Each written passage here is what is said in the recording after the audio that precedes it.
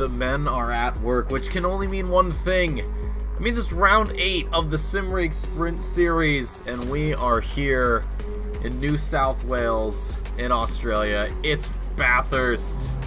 The mountain calls to us, and we must answer.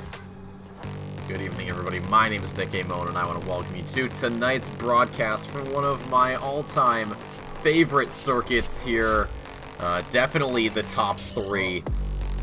I know there's no graphics up, and everything's kind of from round 6 in Suzuka. Malik is usually the one handling the decals, if you will. He's, been having his medicals all sorted out, hasn't had the time, but there's no problems there. As long as you guys know what region we're in for Sprint, I think we're pretty much in the clear, I'd like to say. Hopefully everybody's doing well. It's Thursday, and we have got some action here for you guys. 24 cars on the grid, and surprisingly enough, not a single one of them is Jaid Hutchinson, which is very strange to say because I feel like we have seen quite a lot of Mr. Hutchinson throughout the course of this season, more so at the front. So not having your current championship leader up there is a little jarring, but maybe a late join and then a quick pole position, who knows. Obviously I am back. I was in Germany last week, so it's a little difficult to run a broadcast from Germany when I don't have my setup with me, but it doesn't really matter. So we're back for Bathurst. That's all I really care about, honestly. Let's take a look as the drivers are going around here right now for their qualifying laps. We'll take a look at the results from last week. Hutchinson continued the reign of terror at Valencia, winning both races. Pretty convincing fashion for that first race overall. Hutchinson, Britt, and Loverink. Loverink, we see a lot of that man up there. So nothing much has changed for the Silvers. It was Thompson, Sanchez, and Zampati. For Pro-Am, Flores, MacGyver, and Rodriguez. And then for the amateur class, Perez, Good, and Hernandez Treister. And then for that second race, it was pretty much the exact same. It was Hutchinson, Britt, Loverink, Sanchez, Thompson, and Zampati. So a little bit of a switch there in the silver class. For Pro-Am, MacGyver actually took top honors, and then Bandera made it into the top 3, and Rodriguez still sitting third best in Pro-Am. And then the amateurs, Sanchez, Perez, and Good. And that's all well and good, of course, but what are the standings going to be looking like? Well, of course, Hutchinson is on top, 1,109 points. That is pretty much as damn perfect as you can get. I know there's been a couple of fastest laps and maybe some extra qualifying points he's missed out on, but I mean, come on.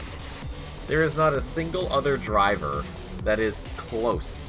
Loverink is at 885, which for those of you out there who don't know math and had to use a calculator like I didn't, was 224 points. So if Loverink wants to make a comeback, he's got to start winning rather quickly. Right now, Loverink I don't see on the timing sheets.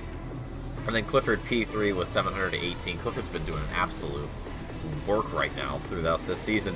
In the Silvers, Thompson leads at 525 points, 166 points clear of Sanchez, who's got 359. He's got to be careful, because Wilson's only 19 points back at 345, so if he blinks a little too early, well, he may lose it all. Currently, number 21 sits 24th. Hasn't set a lap time yet, but this should be it. So we'll see where the Mexican driver ends up. Going down to the Pro-Ams, it's Flores, 303 points, only 17 clear of Brown at 286, and 8 points separates P2 from P3. That's going to be Rodriguez there, 278. So the battle for Pro-Am continues to boil and simmer. And then for the amateur class to round it out, Chris Good currently leads that one, 179 points. That is going to give him 66 points of buffer to Giovanni, who has 113, and then 20 down to Martinez with 93. But that is where the standings are at for the time being. And with Hutchinson, again, out of the picture, well, someone else will have a chance to be at the top of the podium by the end of it. And currently it's looking a lot like this man right here, Paul Britt from Australia. This is home territory for him. He is looking to get a win. Maybe in his backyard, maybe not. Not quite certain where in Australia he is, but it doesn't matter. He is sitting atop it all, a 2:08, extremely close to cracking the 1 minute time. And I hate to tell everybody, but it looks like he's about to do that just now. 1:59.52. Almost a second clear of second place. Timothy Flomger in the 19 Lamborghini has a 2:46. Now, I'm not saying Mr. Britt may have an unfair advantage, but I'm just saying that he is very much using his knowledge to his advantage. The Flomger P2, Spencer Brown P3. We just saw Austin Carpenter go from 6th to 4th. Clifford is going to be 5th there. Rasco was moved down as well. And then it goes Wilson, Sanchez, Thompson, Keogh for your top 10. Then everyone else, it's Portis, Flores, Bandera, Lanham, MacGyver, Hall, Andreasen, Good, Hernandez, Treister, Perez, Parity, Giovanni, Lemaire, and Martinez. Lucas Lemaire, a new driver added into the North American Sprint Series, the 526 Oman Racing Aston Martin. Currently sits 23rd, 9.2 seconds off the pole, but I think he's just getting warmed up. Mountain is going to be a bit tricky. If anybody caught the EU broadcast from earlier today, we had 16 drivers, but we ended with 11. So it doesn't really seem to matter how many cars you have on the grid. The Mountain's going to take someone, at the very least. At least one driver, unfortunately, does not get to see the checkered flag. And we'll see how many of these drivers can be spared. But that is going to be a task easier said than done. 70 minutes is going to be how long we'll be at the circuit for. 2 mandatory pit stops. So fresh Pirelli's got to go on twice before you are cleared of all wrongdoings. Checking around the grid, Lemaire just there going into the wall, losing that lap. Braden Thompson in P11, half a second up. This would put him possibly into 7th position if his lap is a little bit better than Clifford's, rounding Murray's corner. And it is only going to be 7th. 25 thousandths behind his fellow Lamborghini. A lot of McLarens on the grid here, I must say. It's surprising. Because the only Porsche I can see is currently Jose Flores, who is down in 13th position. And normally the Porsche extremely strong here at Bathurst, so it's surprising. But then again, if Hutchinson was here, the story might be a little bit different. But hey, someone else gets a chance to win. The perfect season is no more. I thought we were going to see it, but I guess not. And no Mercedes, another car that excels here at Mount Panorama. Looking at some splits, Ben Keogh in the 33 McLaren. We've seen a pretty good set of results from him this season.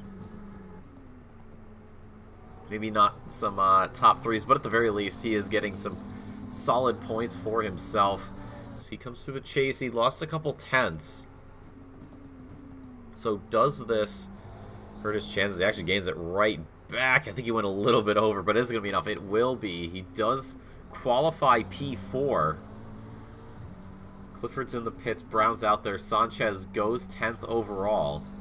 Andrew Wilson for the Purple Cobras goes into the top 10.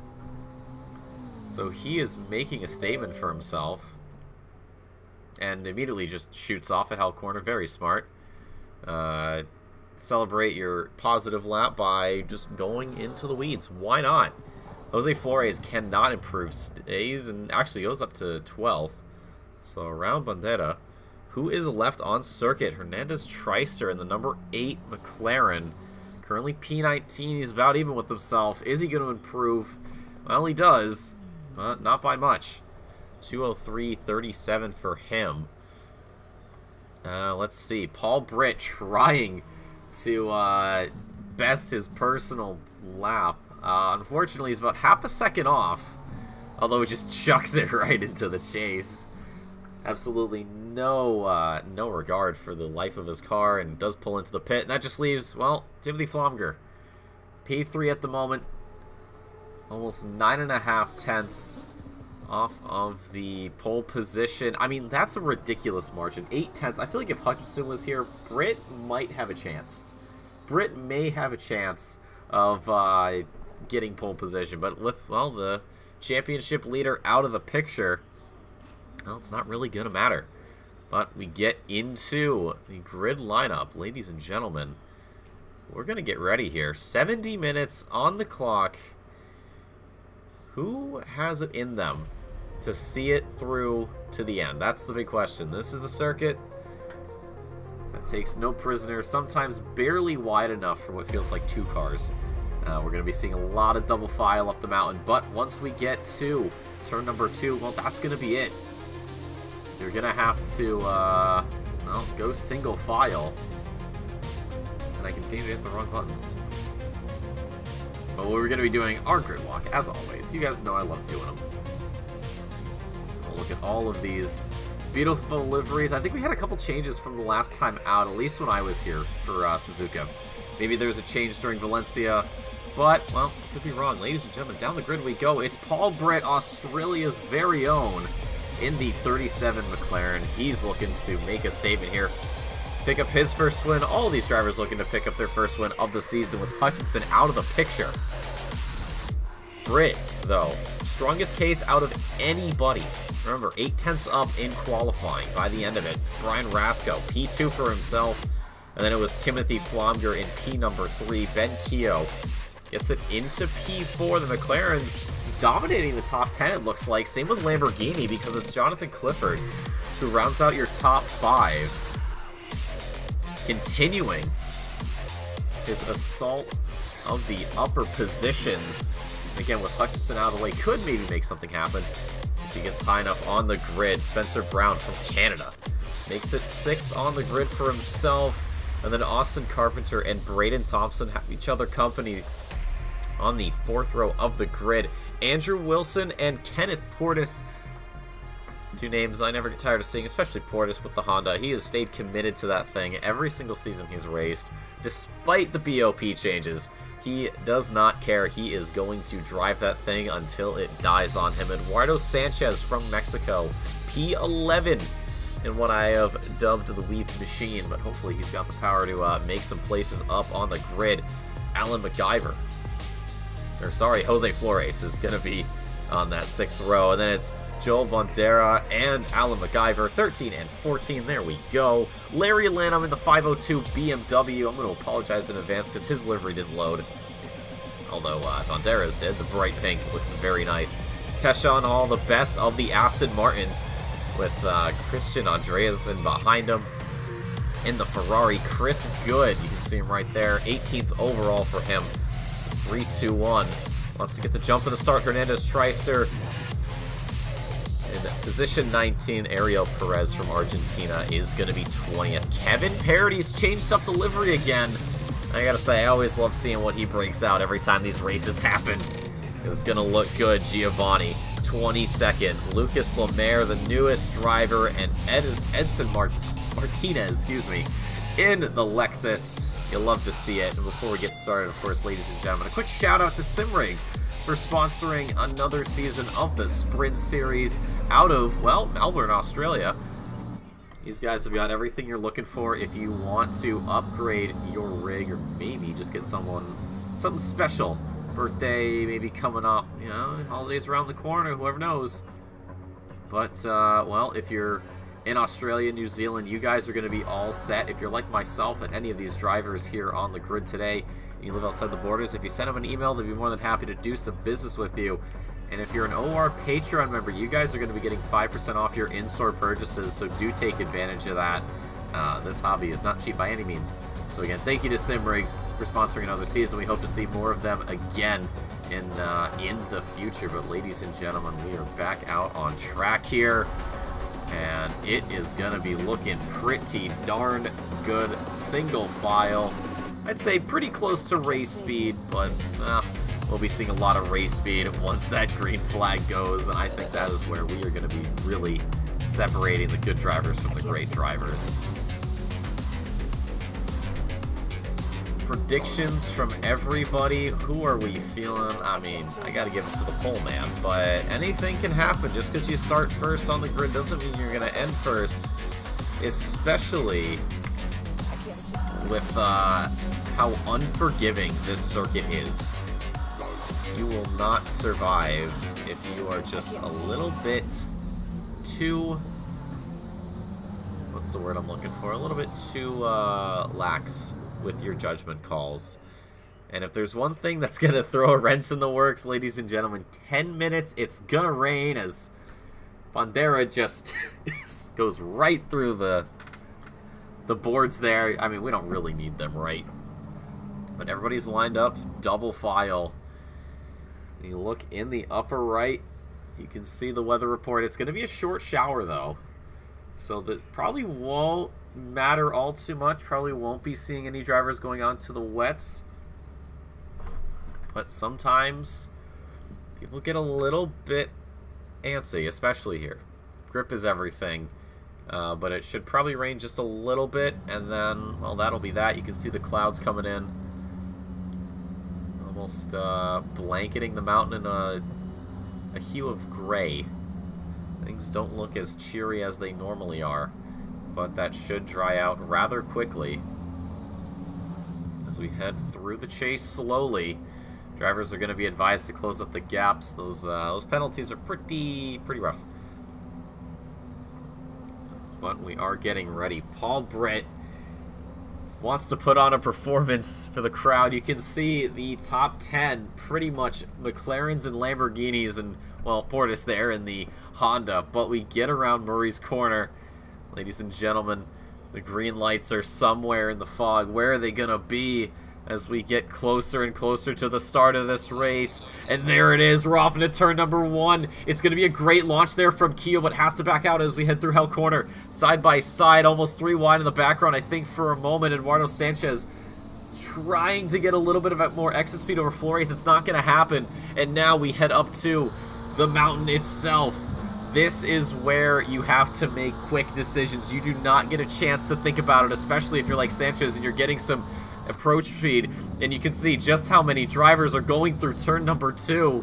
They just seem to keep on going. Paul Britt leading the charge. Up through the cutting we go. Everybody has kept it relatively clean, but the higher up the mountain you get, the more treacherous it's going to become, and especially with the rain on the way, how is that going to change the landscape here? Up and over the top, over towards McPhillamy. Paul Britt dips down first. We're going to head to Skyline under the 7 News banner, and that'll set us up for the S's. What can your race leader do? Heads down left, right into the Dipper. Place we've seen drivers spin out quite a lot, especially in the EU races, and now into Forest Elbow. Very careful on this one. If you do it wrong, you could get a little bit of air. That's going to lock your tires up, and at that point, well, you're a passenger. Nothing you can do. There's a wall a short ways away, but it's not like it's going to give you any sort of helping hand. For most of these drivers, it seems to have been a cakewalk from that. Paul Britt already getting just a little bit over half a second now as we come down Conrad Straight. Look behind. Timothy Flomger does have a bit of a slipstream right now. He's gonna... Oh, I thought he looked for a move on the inside, but he thinks better of it. Race is not won on the first lap, but it can certainly be won on the last. He may be biding his time. These two guys, incredibly talented drivers. And through Murray's corner, ladies and gentlemen, we have completed 1 lap of many to come here at Bathurst. It's Britt, Rasco, Keo, Flomger, Brown, Clifford, Carpenter, Thompson, Portis, and Wilson, your top 10. The rest of the drivers you can see filing in as this race carries on. And, oh, we've got a little bit of a wide line there. I think that's Spencer Brown who's having some problems. Jonathan Clifford could be taking advantage of this. Where is he? Yes, he is. The 999 pulls ahead. And that is P5, but Spencer Brown is going to just adopt a little bit of a slipstream. He's going to... Oh, I thought he was going to maybe go around for a move of the outside. And you can see one of the other... Al McIver in the Lamborghini, excuse me, going door-to-door there with Bandera. And does get that move done. Pushes the move forward into the cutting. He's got Sanchez ahead of him. And he knows that Sanchez has Flores in front of him. So already, we're seeing a couple of battle packs form. Chris Good also being one such driver. Behind him is the 28 Audi there of Perez. And you can see in the background, it's almost Hernandez losing his McLaren coming up over around the mountain. That's a very scary spot to be in the Audi with a wall touch. It's not going to disturb him. No Audi tings to speak of this time around. Down we go again. As quickly as you're up the mountain, you're back down it. And onto relatively flat ground. But we have Hernandez Treister with Giovanni. Or no, sorry, not Giovanni. That's the Lamborghini of Parity, actually. Parity's gotten around one of the Audis there. Or actually, I think he's been demoted, in fact. He's gone to 22nd, so seems as though something's happened to him. Not quite certain what it is exactly. We have to go back up, though. Spencer Brown, fellow McLaren of Carpenter behind, a legendary livery for Carpenter. Seems like every time we see him, he's always got that pink. I don't think he's changed it once. Spencer Brown's last lap, a 2:03.39 for Carpenter. It's a 2:02.77, so we're already starting to see a little bit of pace difference up at the top. Paul Britt, though, fastest lap, 2:04. And I can expect this to only get a little bit quicker. Alan McIver, you can see, out of Hell Corner with Bandera, another hot pink McLaren, but this one without the accented colors. I thought for a moment he had a little bit of a look, but it wasn't going to happen. Jose Flores still under attack. Sanchez laying on the punishment right now. Although, as I say that, he does have to lift. Going into turn 2, doesn't want to fight it just yet. This is, well, for some drivers, the strategy might be get around before the mountain. For others, just hold on until the mountain. But again, the Porsche, a car that is very well suited for the challenges that Bathurst presents. Sanchez, you can see the line over McPhillamy, so much more exit speed, but again, just too little too late, and he's got to just sit behind. It's going to feel like forever before he can actually lay on. Excuse me. Lay on a pressure. He could have it, though, as we come down. Conrad straight. Sanchez not really that close, though, surprisingly. He had a very solid Sector 2. But again, sometimes you don't really want a solid Sector 2. We do have a yellow flag. The 42 of Parity has gone around. This is into the Dipper. Has it claimed its first victim? Yes, he does. The back end just steps out. He comes right back on to the racing line. And there is the Aston Martin of Lucas Lemaire. Does tag him, and they both try to go together. But that is not what you want. Parity's in the pit lane, and he's going to be there for a while. And the rain, just in the nick of time, starts to fall. Ladies and gentlemen, how much does this track surface change by the time it clears? Running on board, Alan McIver. You can see Bandera behind him. Not as close as he is to Flores.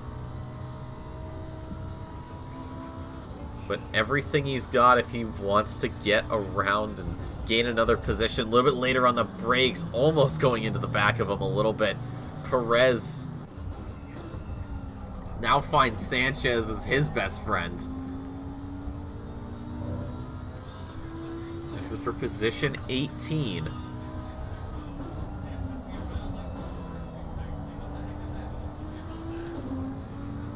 Despite the precipitation, there's really not a lot of change. The track has gone greasy. So we may be seeing some different lines. Perez had to lift over the top, and Sanchez wanted just desperately to get in there. Couldn't make it happen. He knew time was running out. And finds himself once again in a very similar position. There's Chris Good. The entire time we've been focusing on Perez. He gets tapped from behind.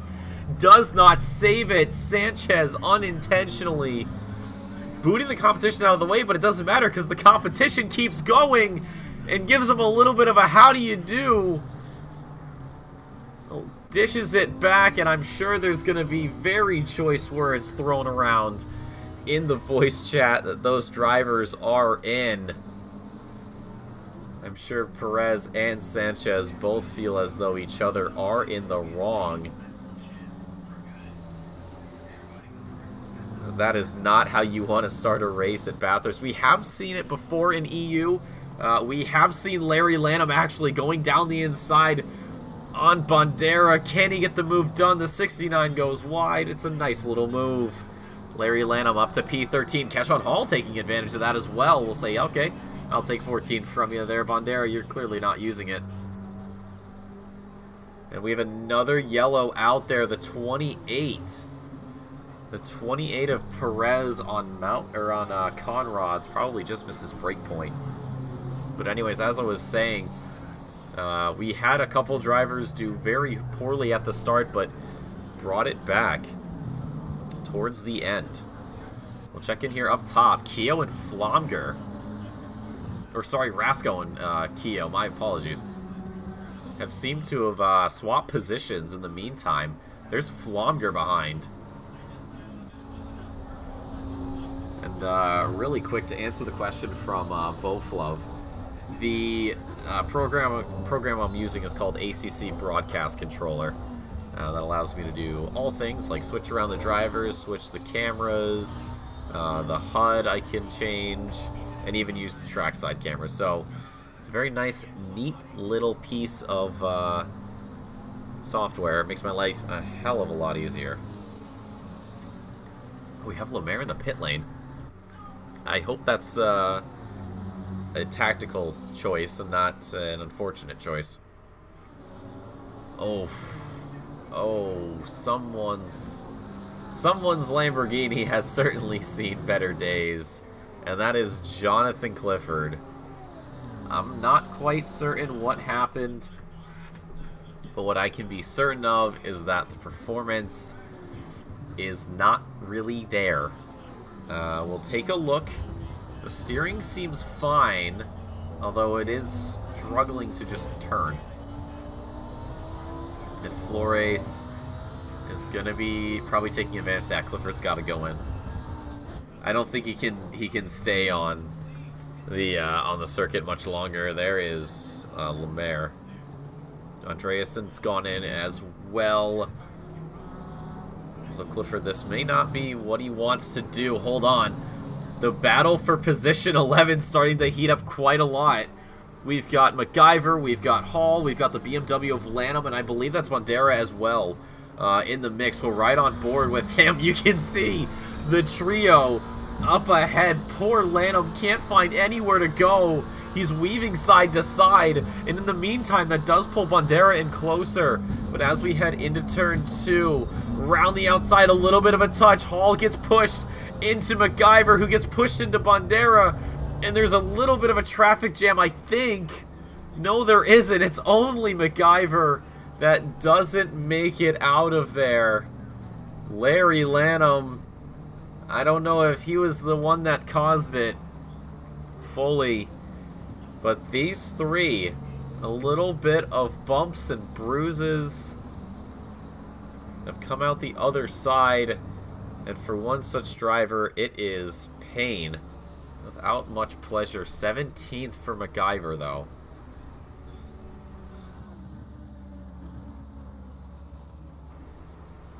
But we carry on. Doesn't seem to be too much damage, though, on the Lamborghini. But the track is damp. It's been raining, though, for a good bit. So I wonder if anybody is actually going to be going into the pit lane. There's Lemaire off on the side, but he is blue flag, so it kind of just makes sense.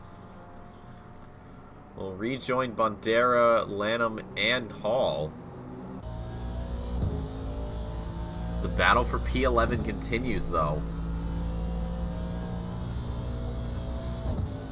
But Hall's actually gotten away better than Bandera has, and Lanham does have a slipstream, but I don't really know how much it's helping. Actually, quite a lot there as we head through the kink into the chase. But Lanham decides to not chase that. Clifford picks up a drive-through. Speaking of the pit lane, Bandera's a little bit loose on exit and does get a love tap from behind. That spins out the McLaren. I think he just tapped the wall on the side. It doesn't look like there's too much damage. There's a little bit of front end, but that should not affect the performance all too much. There's Giovanni. Good one through as well. And Hernandez Treister a little too late to take full advantage of it. Rasco's in the pit lane. And Lemaire comes in as well. Very early stop. I'm not certain what the strategy is. There's Sanchez. I don't know if he thinks if he gets both of them out of the way, he'll go all the way to the end. I don't think he's on wets. I think he's on dries. He is. So this might be him going onto wets, which would then mean he would need another stop. I wonder how many drivers are actually going to end up going onto wet tires and how many are going to stay on slicks. Because depending... Oh, Giovanni. A little bit of a wide line there. Bandera just goes through. I don't know if that was maybe redressing the position or what it was.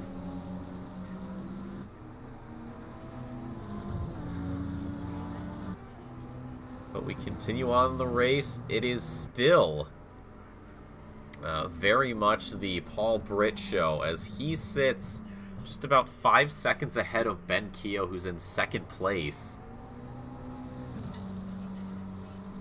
And Lemaire, hold on, has he gone on to wet tires? Yes, he has. It's still going to be another pit stop to be served by the end of this.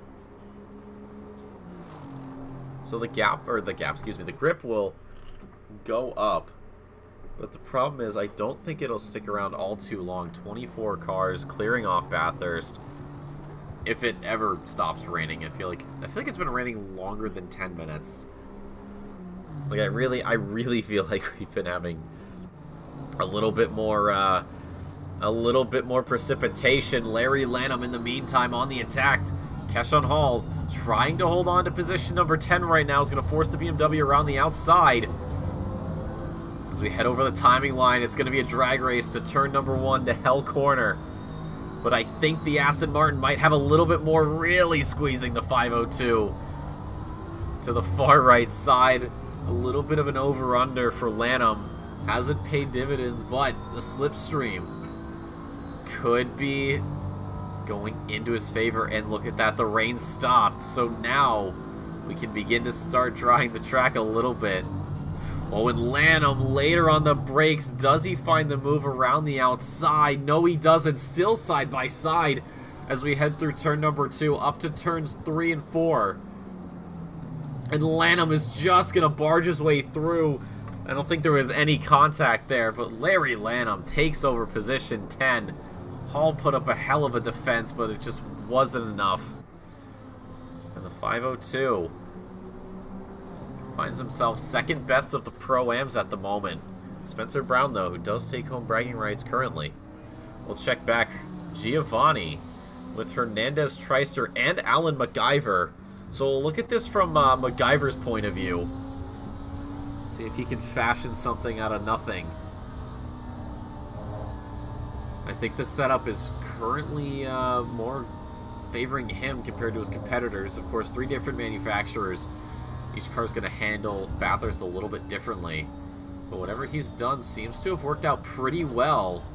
A lot of coasting from him. Down the S's through the dipper as well. I think his opponents have had to stand on the brakes a little bit. And we head to Forest Elbow. He's very, very, very conservative on all of that. And now we head down Conrad's once more. Another yellow. Who is that going to be? Oh, it's the 12. Car number 12. That is Spencer Brown. Not certain what happened there. It looked to be at Murray's, so maybe just got offline a little bit and spun, but I don't think he damaged the car at all. Alan MacGyver got through the chase, just gained so much ground. Okay, in the slipstream, looks to the inside. I don't think he's going to go for it now. He's way too far back.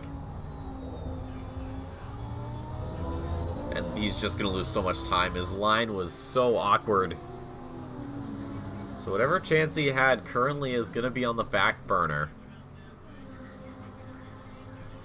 Giovanni now has to worry about the fact that he's gone offline. He's lost one spot. Does he lose a second one? There's MacGyver. You can just see the Lamborghini poking into the shot. It wants the screen time. And Giovanni, I don't think is really going to put up much of a fight. Yeah, he's just going to let him go. He knows what's going to happen, and he's better off just letting these two race and seeing what happens. Perez and Andreasen in the pit lane. Andreasen, this will be the final stop for him. For Perez, this will be the first of two.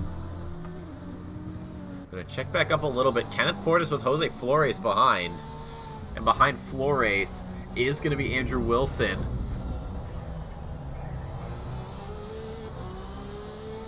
You can see the lights on the left and the right side of the rev limiter just showing him where that wheel spin is.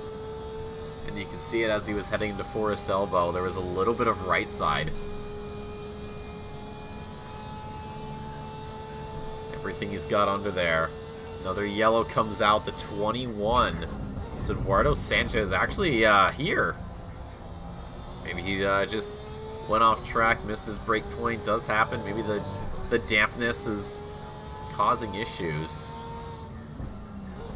But Jose Flores wasn't close enough before and continues to not be close enough. However, he could be gaining a little bit of a slipstream up the straight. But the rain has stopped, and out of the pit lanes does come the Ferrari of Andreasen straight into traffic. He is going to have to let these guys through. Unless he wants to cause problems, which I don't think he do. That looked a little bit close from Portis. Now, this is actually very good for Portis because he can use Andreasen as a bit of a buffer. Because while, yes, the drivers are getting blue flagged, while, yes, they do have 3 flashes before it becomes a problem, there is a rule, if I'm not mistaken, that at Bathurst specifically, if you are blue flagged and you're going through the mountain, you don't have to let someone through because realistically, that's a little bit more dangerous than, than anybody would like. So, for right now, Portis can use Andreasen's slower pace to hold up Flores and Wilson. I'm sure they're not on the same payroll, or one's paying the other, but for Portis, he's more than happy to take advantage of this. Because he knows he's faster than Andreasen, he knows his opponents are as well, but there's nothing they can do about it. He's just got to say, you know what, you stay there, and when we get to about here, you can let him go, and I think that's what Andreasen's going to do. Yep, that's exactly what he's going to do. He's going to let Flores through, and he should be letting Wilson through here in just a moment. And there it is. So the gap from Portis to Flores is only 0.6 now, but that's actually a pretty solid amount of time. And another yellow. The 714 of Giovanni has a lot of problems right now. We're going to roll this one back. This is at Skyline. Coming down the S's, takes the right, then the left, then the right again. Oh, and it just oversteers. That back end steps out, spins it around, thankfully. Was not hitting any walls. Or, never mind, I guess he does. Thanks, bud. The positive is that he didn't get anybody else in that, so good work. Good work. Lemaire's in the pits, Brown's in the pit. So we should be seeing a lot of these first stops coming through in the next few minutes or so, I think. Especially up at the top of the field. Paul Britt still continues to lead, 5.2 seconds ahead of Keogh. I believe in the EU race we had a gap of, I want to say 30 seconds, if memory serves. So we'll see if Britt does the same, but he still has two more pit stops to get through, and well, about 47.5 minutes. There's the Lexus of Martinez. Just, well, got out of the way in a very exaggerated way, but we take those. The rain has stopped. The track is greasy. Ambient temp 21, track temp 27. I'm not quite brushed up on my metric. Not like I would really need it.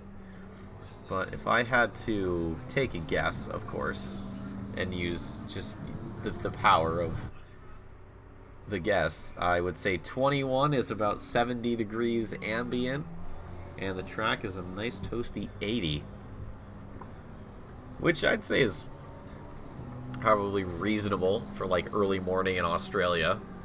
Right now, though, it's getting a little bit chilly. Not that I mind. I like the colder weather. Flomger's coming into the pit lane. There's Giovanni up there, and the Lexus of Martinez as well in the pit lane. And there's the sun.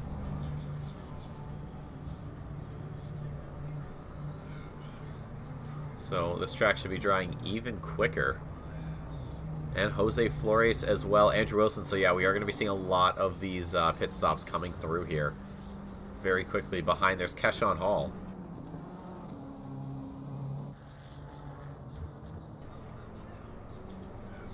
I think Britt was close. Yeah, last race. And yes, we do use Freedom Units. This is a North American broadcast, damn it.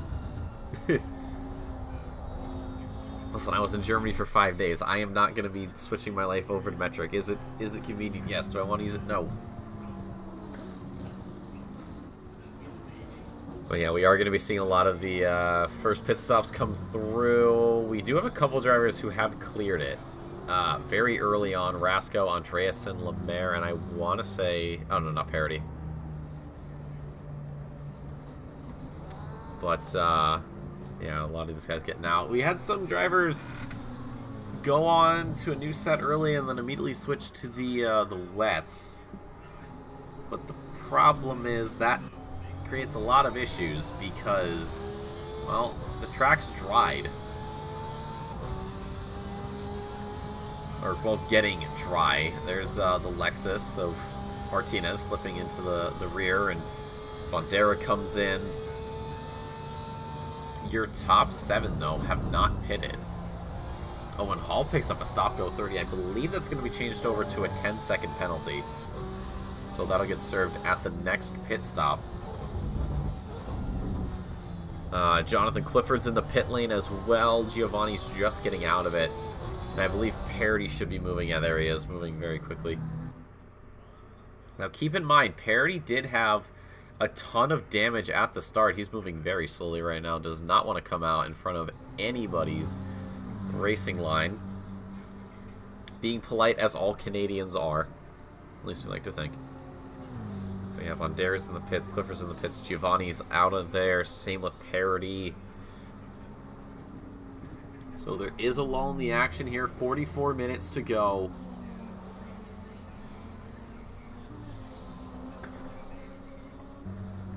And still with some drivers, we're going to be making an extended stay on their set of Pirellis. Some getting a new set on there. I just want to double check to see if anybody is still on wets. I don't think so. I think everybody's on dries as Good comes into the pit lane. Yeah, everybody's on dries. Alright, good. We know this.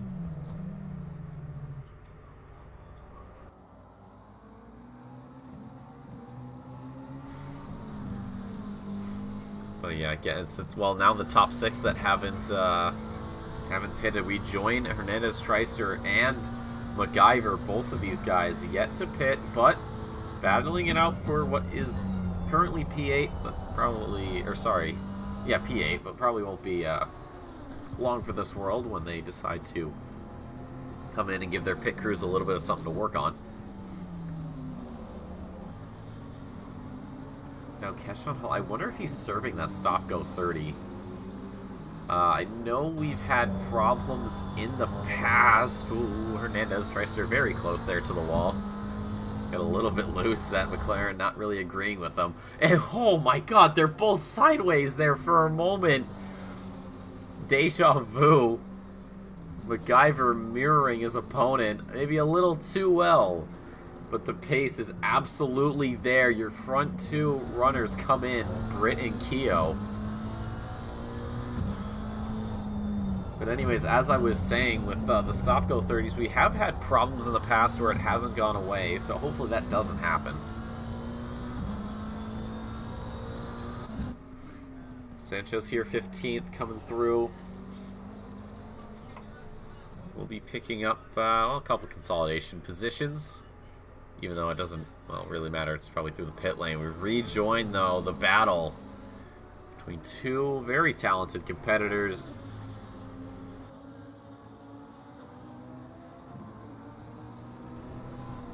Alan MacGyver wants some action, and, well, Hernandez Tricer's going to say no way. So he is just going to go into the pit lane and figure this out. Braden Thompson, Kenneth Portis in the pit lane for their first stop. Paul Britt, even though has gone in to get new tires, he has only come out in P3, which is really good for him. So Austin Carpenter's ahead and Larry Lanham.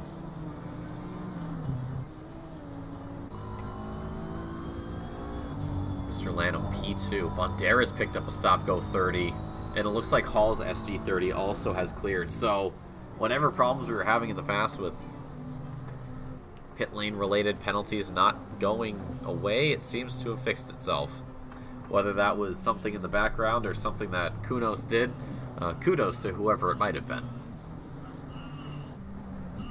You can see the Audi there of Giovanni. If I'm not mistaken, yeah, it is Giovanni.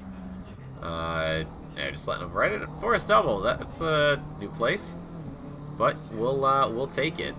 So Lanham goes into, or gets around rather, his opponent, and you can see Paul Britt in the background. So there's a bit of a gap, but that will be nullified by the time pit stops roll through. Carpenter has stayed out.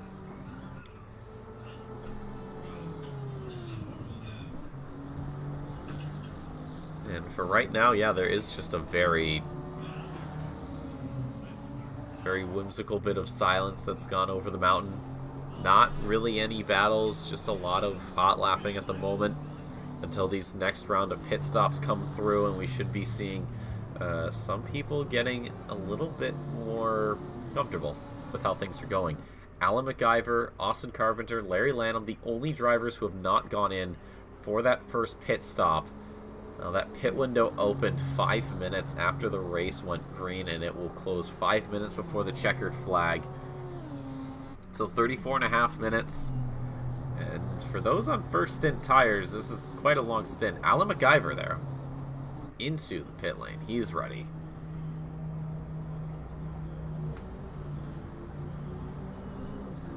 He may be looking to split this race in two. We rejoin Flomger with, I believe that's Bandera behind. So this isn't an attack from anybody. This is more him just getting himself around. Although this here is a battle.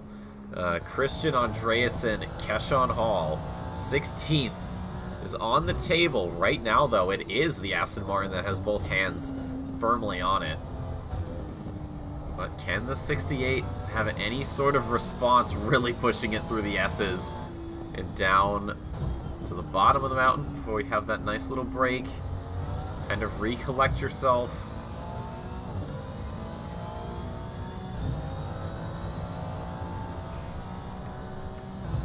And as we take a moment to let these drivers collect themselves, I will mention, yes, Wombat, the decals, the assets, the whatever you want to call them, are wrong.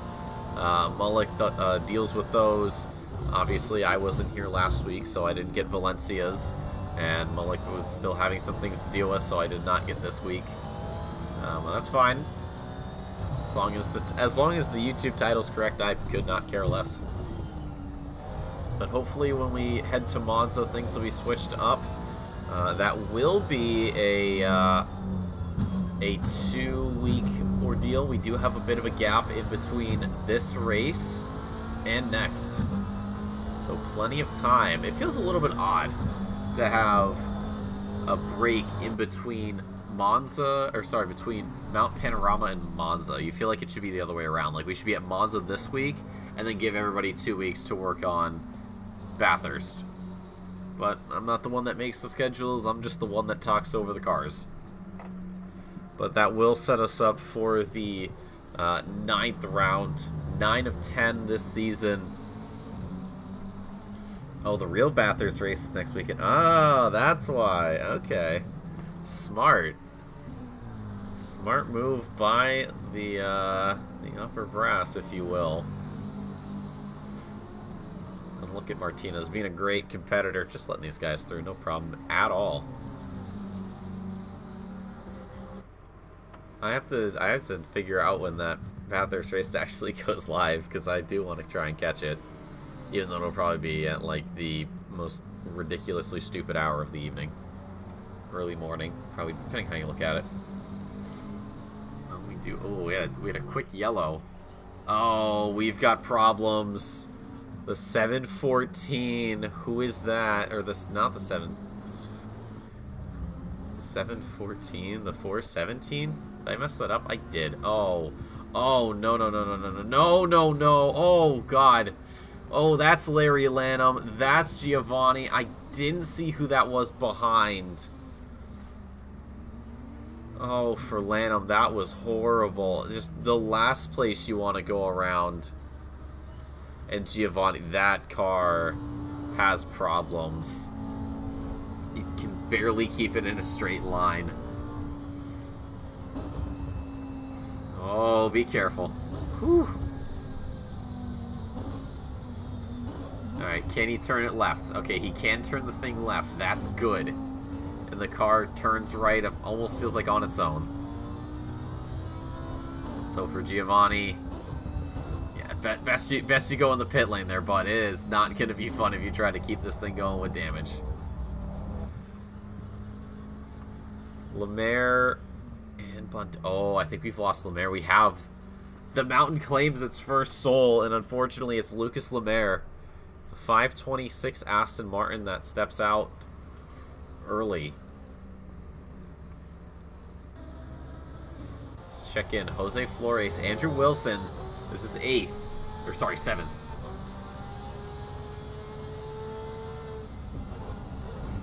And we have possibly a big fight on our hands, and I think Portis is just up ahead. He is, not by much. Last lap for Flores at 2:03.56 at 2:02. Hold on.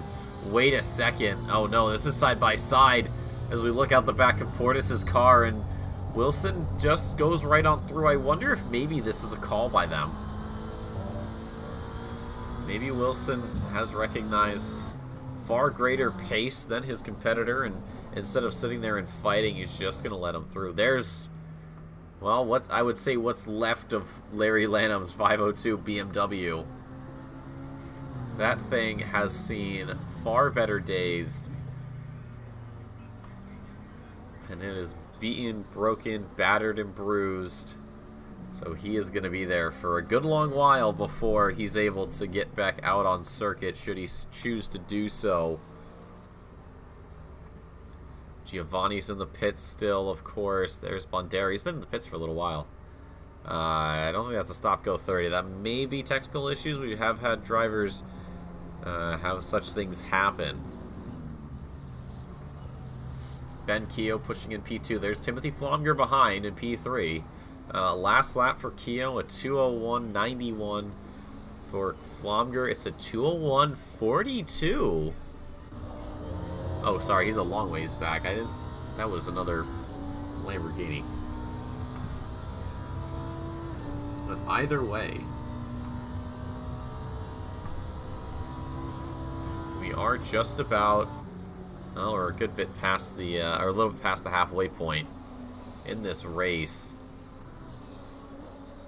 And surprisingly, Larry Lanham actually still had to serve 2 pit stops. So this kind of maybe helps, unless he teleported, then, well, that's going to be however long the game decides the damage is worth, plus I believe 2 minutes for teleporting to the pit lane. So that may cause some problems. We check in with Spencer Brown with, I believe that is Giovanni behind. Oh no, it's not. It's Perez, actually. Excuse me. I forgot we have 2 Audis. Normally, I think we normally have like 1. Unless it's been like this for a while and I just haven't noticed. Let's see. Andreasen, here we go. Andreasen has to play blue flag. There's Kevin Parody up ahead, also has to play blue flag. There's Clifford coming through. They're all going to get around that. Oh, actually, wait, hold on. Hold on. Wait, Jonathan Clifford's actually in the running right now. So who is that? That's Ben Keogh. Okay, hold on. Wait a minute. This changes everything. That blue flag move now gives Jonathan Clifford the space he's gonna need to close the gap. He knows he has so much more pace. A 2:01.79 for him, and then a 2:06.19, 5.8 seconds faster on that previous lap is what Clifford has to work with. He knows that it's coming, and so does Andreasen. Not a matter of if, but when. Up Mountain Straight, though, the Charging Bull can't seem to get around the Prancing Horse. Slipstream, though, does pull to the inside. Is he going to be brave? Yes, he is. Very late on the brakes there. Just going to get the elbows out, push his way through. Next target becomes MacGyver, who is in the pit lane. Bandera's been in there for a while, so this is definitely not just a stock go 30. This is something else entirely different. This may be teleporting back, because if it was him actually going back there willingly, well, it would have been cleared by now.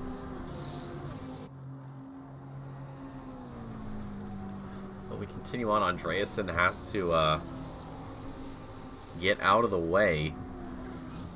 And for, well, Clifford, that's good news. Not like it was really going to be a problem of Andreasen catching up and... Oh, no, you can... Who is that behind? That looks to be Flomger. So he should be letting him through, hopefully right about here. We will see. Blue flag rule should be in effect. He is close enough, and maybe Andreasen wants to get through the chase? I don't know, though. Nope, gonna let him through with the king. So uses the apron for his own advantage. Oh, Lanham picks up a drive-through penalty. So from being... Oh, well, there it is. I was gonna say, from being what feels like almost stone dead last, and sitting in the pits for a long while, and then coming out and being told you were too quick going in. Well, that is another driver that falls at the hands of the mountain. That was sort of a long, drawn-out kill, but still a kill nonetheless. And, well, Martinez has to play blue flags, and this is probably not what he wants to be doing on his Thursday night, but that's how it's going to be before he can get back racing. Still has that pit stop to clear by the end of this. Sanchez is in the pit lane for his last stop of the evening. Still see Bandera sitting there. So that leaves everybody first to ninth with pit stops. Then it's Good, Hernandez, and Hall, Perez, Martinez. As I say that, Sanchez gets out of there. So I wonder how much more of this race is going to be shuffled around once the pit stops come through. Because right now it's still Paul Britt on top, 10 seconds for the Australian. God, it's gonna feel so weird not saying Hutchinson's name for the race winner. It's so different. And Perez in the meantime coming into the pit lane here. What do we got? 9 p.m. East Coast, Saturday night. I'll be at work. Thank you, Wombat. I like you. But, I mean, it's not going to be too long before I get to watch it. We'll see. Or maybe I can convince somebody to take a shift so I don't have to be in... I don't have to close. Haha, that'd be cool. We'll see. I always get excited for the Bathurst 1000. That's a race I would 100% love to participate in if I was any good. But I'm not. Which is why I just drive pretend race cars instead of actual race cars. Andrew Wilson, though, does have Kenneth Portis in his sights. His lap was a tenth, or almost 2 tenths quicker. So if he can keep that pace up, his place should be as good as his. Oops. Now this does bring into account, ignore that sound. It does bring into question with pit stops. Does he go in early? Does he attempt the undercut, or does he overcut, or does he mirror? Mirroring is a possible option. He's saying some Camaro's finest for LB US Series. Yeah, I'm gonna miss the old Holdens. I always liked the way those things sounded.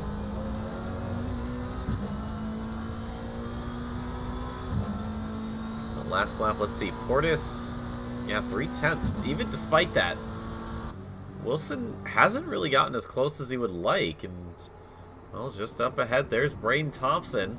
So this is slowly but surely becoming a potential three-man battle for 5th. Now, all three of these guys do have a pit stop still to serve, as does everyone else in the top 9, and then 11, 12, and 13th, and then 20th position. And the good news is that for the next 30 minutes, we will probably not be seeing any rain. The forecast giving us bright and sunny with a cloud or two. We have a yellow flag out. The 714. Giovanni again. Oh, just the back end stepping out at Skyline. That's, well, nice and early if you want to try to find a positive. But that thing went right into the wall. And he lets everybody else through. And Giovanni, despite that, has elected to keep going. It didn't seem like it was a heavy hit. Steering looks fine. Maybe a little bit messed up, but he carries on. Keshawn Hall, the last pit stop from him this evening.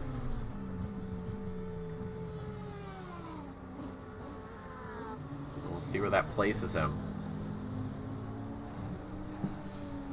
We'll check back up. Oh, Braden Thompson, my friend, you are going to be in for a rude awakening, because Kenneth Portis is bearing down on you by almost 8/10 a lap quicker. And Andrew Wilson is slower than Portis, but just 4/10, just about 4/10 quicker than Thompson. So yeah, for Braden, this is going to be tough. I don't know if he's able to hold on for this for the next 24 minutes. That would certainly be a monumental task. Martinez in the pit lane there, his last stop of the evening. And Rasko's in. Oh, did he underfuel the car? Oh no, he's got a huge amount of damage. Oh, no. That's not doing him any favors. He's going to be sitting there for a while. Oh, Rasko is on for a P10, and that's how quickly things can change here. You get it just slightly wrong, and that's it. It's pretty much all over at that point. But for now, we'll check back in with Portis. The gap to Thompson has grown, so through the mountain, the Honda is struggling a little bit.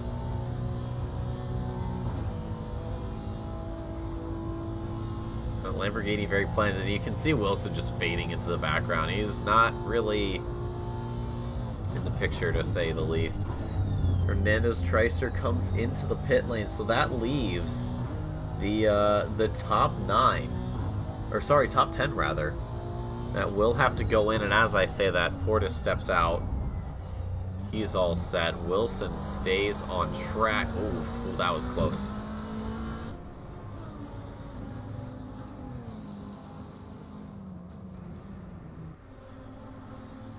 That continues on. Rasko, I think, just coming out. Yeah, there he is. Rasko only down to P13. That's surprising. I thought he'd be a little further back.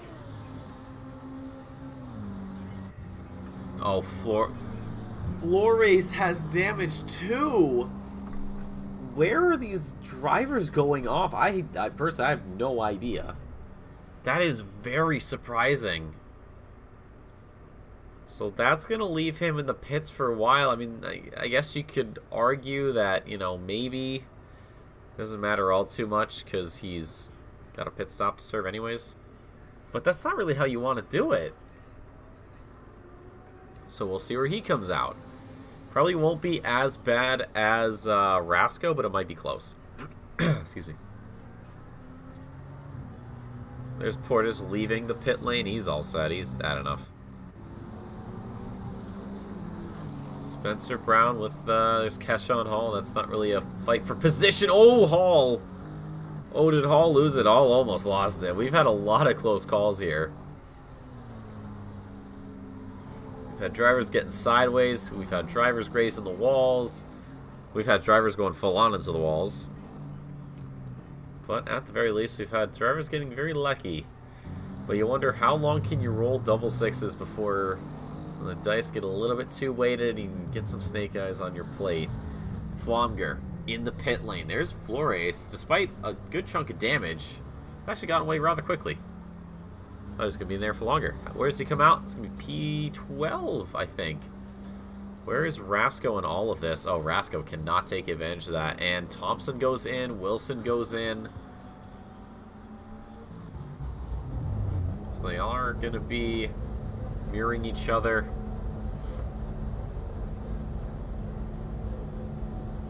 We'll see where the pit boxes are. Wilson always a little bit too far back. But Braden Thompson lines it up. Flomger is out. P4 for him. The final 20 minutes of this contest are upon us. And we do have, I think in the background, that was Sanchez. But I don't believe that's for position. Spencer Brown with Sanchez behind. So Sanchez currently, where is Sanchez? There he is, P14. So he's a little bit too far off to really say that's going to be a position he's fighting for. Although his lap compared to Spencer Brown is slower. I thought for maybe he would have a quicker lap, but I guess not. Oh, and your race leader comes in. Ben Keogh mirrors that. No, he doesn't. Okay. Well, let's take a look at this. So he goes into the pit lane. Oh, I guess he... Oh, yeah, he was just way too quick on entry and decided instead of trying to stop and square it up, he was just gonna leave and go back to the world of the living. So he does have the lead, but, well, I think he'll have to come in the next lap. I think that was going to be his call. Carpenter is out there still. Flomger with a back marker to get through. Spencer Brown heading down Conrod's through the kink. And then Chris Good. I have not talked a lot about him recently. The only other driver apart from those three that have to serve their pit stop. Banderas still in their pit lane, so yeah, this might be a technical issue or something outside of the game.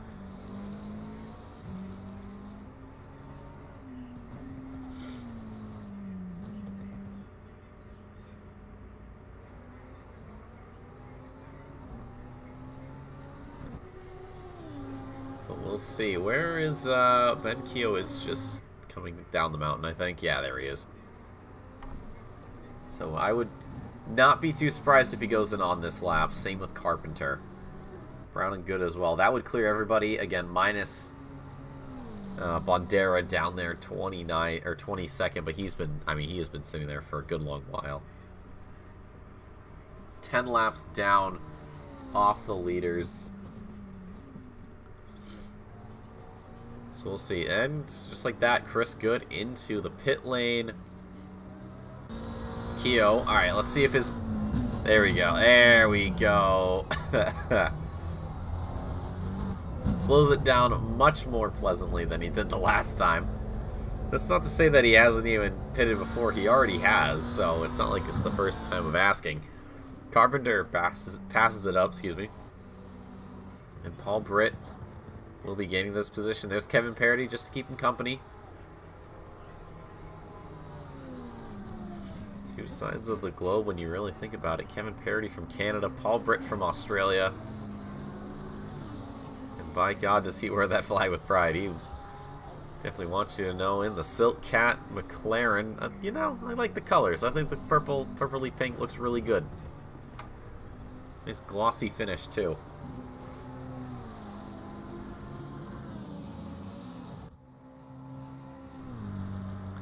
But he'll take over position 2. Ben Keogh's still sitting there. There's Chris Good getting out ahead of him. Spencer Brown's in the pit lane. Don't tell me it's for damage. No. It's for that final pit stop. So he sits 5th. How far down does he go? That's the big question. But that should be just about everybody. Minus Bandera, who's been sitting there for a good while. And after a very exciting opening bit, we've had a drop in the action. There's Braden Thompson and Andrew Wilson. So, last time we checked in on this trio, Portis was rapidly gaining on Thompson. I don't know what's happened, but he's completely fallen off. I guess maybe Thompson found the B button and hit it for boost. That would be my guess. But we carry on. It is, again, just Carpenter that has to hit up the pit lane, and we'll see if he goes in on this lap. Yes, he does. He's this very aggressive way into the pit lane. We've got a yellow. Oh, the 20. Oh, hold on. We have the 28 and the 126. Oh, Keshawn. Oh, that's a big. Oh my God, he rolled it. I can't remember the last time I saw someone roll a car in this game. That's impressive. That is very impressive. I know that's an absolutely horrible way to end your race, Hall, but like, I gotta give you credit for that. I gotta give you props. That was sick. Well, there you have it, folks. A roll in Sprint Series. I think the last time we had that happen, oh God, I can't even imagine how many seasons ago that was. I remember it was at Spa. Actually, did it happen in Sprint, or was it just a random lobby? No, it was in a Sprint race, because I remember I was laughing about it because it was so stupid.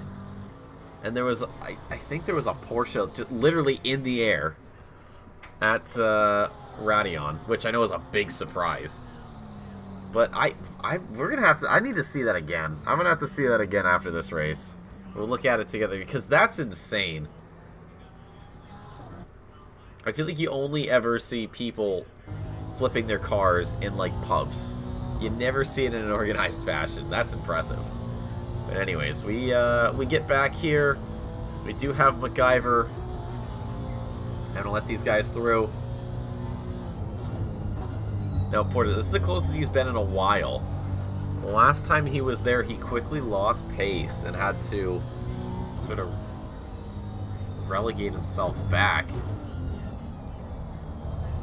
Andrew Wilson, oh, that was a moment. He had a little bit too much on the back end of the car.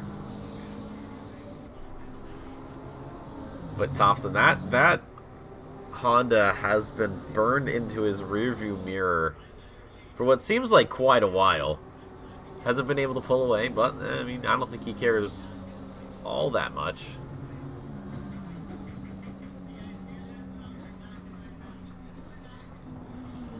Keshawn Hall, I mean, if he manages to get to the end, I'll be amazed. I will be amazed.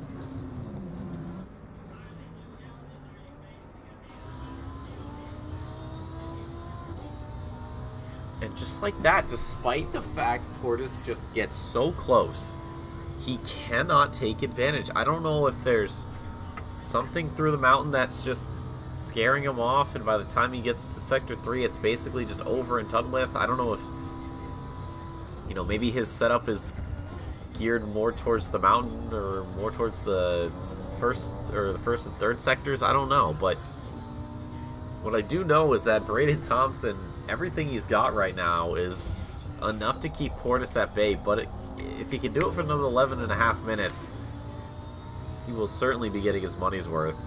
This will be a top 5 spot for him. The highest of the silver class drivers. Because the other silver class is, well, right behind us with Andrew Wilson. And the only other one out there currently is Sanchez, down in 14th, though. He isn't much of a threat. We've got Flores and Clifford, I think? Oh, no, that's Paul Britt getting through. Okay, I thought that was Clifford for a second. I don't know why.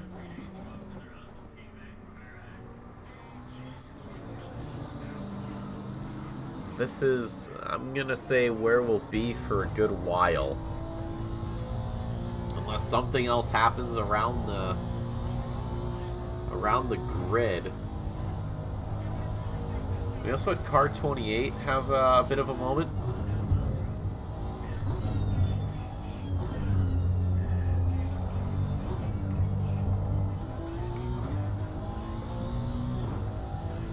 But yeah, that flip, God, that was cool.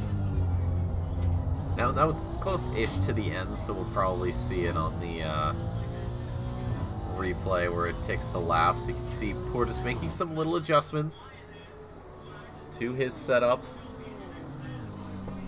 Some drivers do have the capabilities to do so. Others do not. I know I do with my wheel. I like to make little adjustments here and there.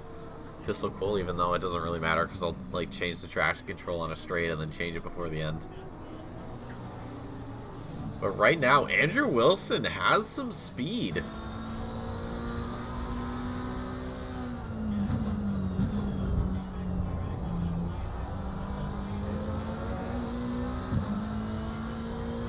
His lap was 4/10 quicker than Portis. And we have another yellow. Who is that for? That's the number 11. The number 11 of Jose Flores. Oh God, he just loses it at the S's. Something got a little bit loose. And now Flores, I think, is going to be exiting to the pit lane. We've lost a few more drivers. We've lost 5 this race. And unfortunately, our good friend, Mr. Keston Hall, is one of them. Bandera has finally succeeded. Oh my God, who is that in the background? That was the 135. That was Rasco getting a little hit. Oh my God, that was terrifying. To be fair, he does make the move stick and he doesn't get the position. So, like, job well done. That was petrifying. But you made it work, and that's really what matters.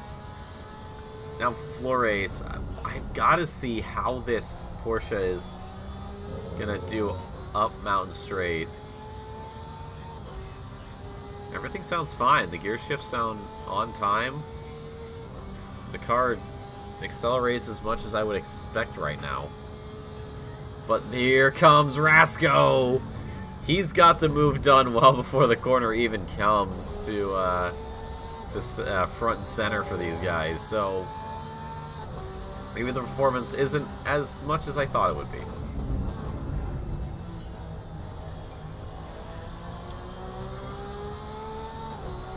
And we'll check back in. Andrew Wilson, Kenneth Portis, Braden Thompson, sort of.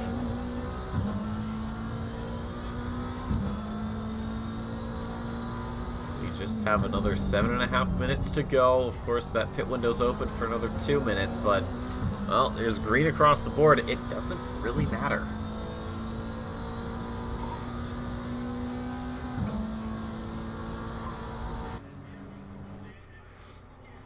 Chris Good. Oh, this is another possible position change. Hold on. The two McLarens. Chris Good, Eduardo Sanchez. Through Skyline, down the S's. We're going to come up to the Dipper, hopefully. Oh, Sanchez. He wants everything, every little bit of track he can get, every little bit of time. He's later on the brakes. That does bring him in closer. Oh, exit line's looking pretty solid.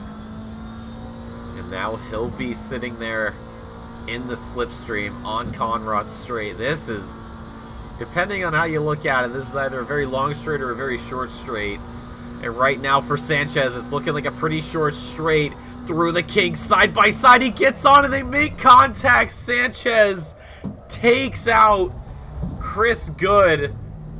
That was not intentional. That was, he tried to go down the inside. He was just a little bit too far to the right. You saw the number 21 lift off the ground. And Chris Good, just that little tap on the rear quarter panel, the rear right quarter panel, and that guy's around. He's got some front end damage. He's not going to be happy about that. I guarantee you that'll be protested post race. And Treister as well, having a little bit of a meal getting handed to him right now.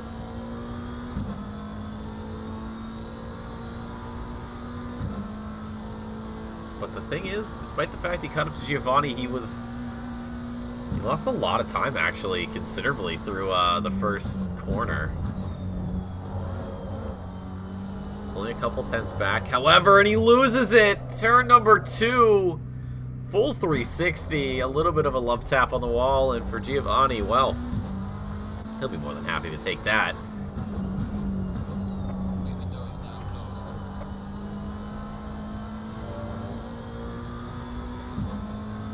Check back in with Wilson and Portis.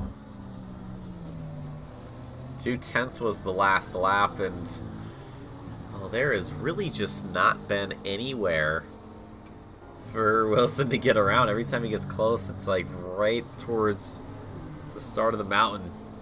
See just how much speed these guys are carrying through these corners. Again, I would have to bet on this track being one of the tracks that these drivers put the most amount of time into. Like I said at the start, you don't really get a chance to make a mistake. And there's Flores. Okay, brought us there. Cool. Go back.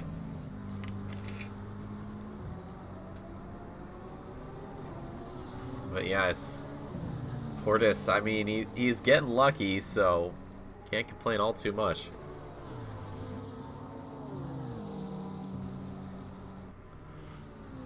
Wilson with the slipstream, not as close as we saw between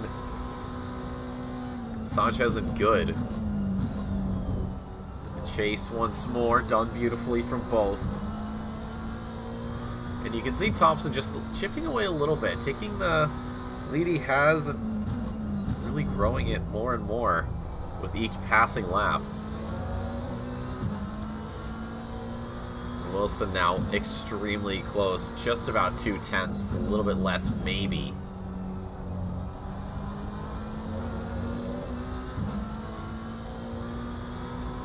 We'll have another shot here, another slipstream to try to get him around. But is there really going to be any space for him? Portis checks up on the inside. Does stay ahead. Andreassen's got to let some people through. Giovanni. Oh, Hernandez is back. So despite his touch from earlier, it hasn't deterred him all too much. And I think Giovanni's lifting quite a lot actually through the mountain.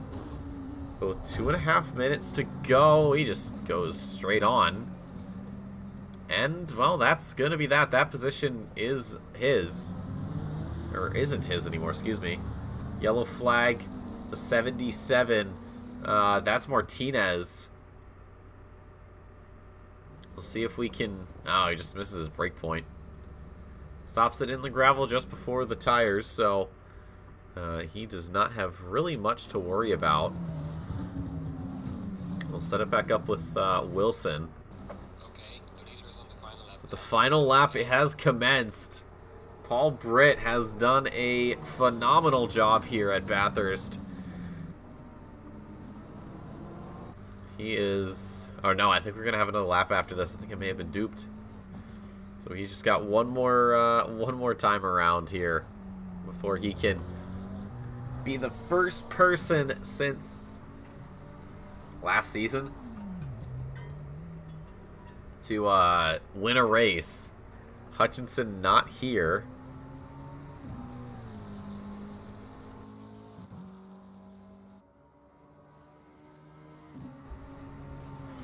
So yeah, we're gonna have one more lap after this. Paul Britt, everything he's asked of him. Oh, hold on. Braden Thompson's lost a huge chunk of time because Portis is now right on him. So Portis, something's happened to Andrew Wilson. I don't know if it was Hernandez Treister that held him up, but it certainly ruined his race. Braden Thompson, though, somehow also getting caught up in something or other. I'm not certain how, but well, here we go. It's on. Thompson, you're going to have one more lap after this. You got to hold it. You've got to hang on. And he's doing a great job because Portis falling way off the pace. Oh, you can see Thompson so confident in his abilities through the S's. Down the dipper as well. He knows this setup inside and out. He knows how the car is going to act at every single stage of the race. Time expires. Checkered flag will be waiting for Paul Britt. He has a 30-second gap, just about. It's almost 31 if he can just find a little bit of extra time by the end of it. That's going to be tricky. Giovanni has to be careful letting the drivers through and does very well. You take those. Giovanni down 17th. It's not been his race. Same with Martinez. Same with Parity. Oh, is Martinez out of fuel? I don't think he is. Hold on, we'll right on board. No? Okay, good. Thought maybe he was. He was doing some very, very massive blue flagging. And someone behind him, I think, had some damage on their car. I'm not certain. I am not certain at all. But what I am certain of is this man right here, Paul Britt, from Australia, on home soil, going through the chase for the final time. And just up ahead is the Audi of Giovanni's in the way. Okay, be careful, gentlemen. It's the end of the race. Let's try not to take the leader out. But Paul Britt, the last time, Murray Corner. And the hometown hero's gonna do it. And I can finally say someone else has won the race. It is Paul Britt that has done it. Hutchinson's reign of terror has been vanquished. Even though he didn't attend the race, it doesn't matter. A new winner's a new winner. Paul, you take those donuts. You've earned them. You've put on one hell of a performance. If qualifying was anything to go off of, it was going to be yours for the taking. Rasco's in the top 10. Giovanni 17th. Almost 32 seconds over Keogh. Paul Britt has owned the mountain and has shown why. Flomger is P3. Carpenter out of the final corner is going to be P4. There's Flores for 12th. Braden Thompson has almost done everything that has been asked of him through this final time at the kink into the chase. And he's just going to have one more corner to line up. Portis, everything he had just wasn't going to be good enough. And he'll have to settle for 6th. And Wilson will settle for 7th.